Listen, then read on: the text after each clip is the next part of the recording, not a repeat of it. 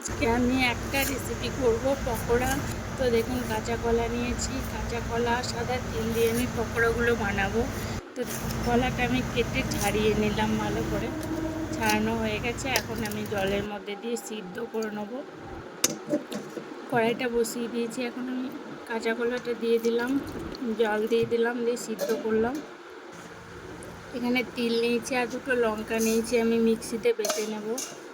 কাঁচা কলাটা আমার সিদ্ধ হয়ে গেছে, আমি তুলে নিচ্ছি। তুলে নিয়ে আমি কাঁচা কলাটা ভালো করে আমি মেখে নেব। এখানে বেসন, লবণ, হলুদ, লঙ্কা গুঁড়ো সব কিছু নিয়েছি।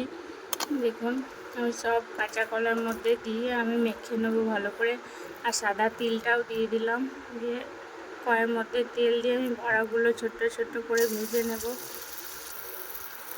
খেতে খুব ভালো লাগে, বাড়িতে একবার ট্রাই করবেন, খুব সুন্দর লাগে।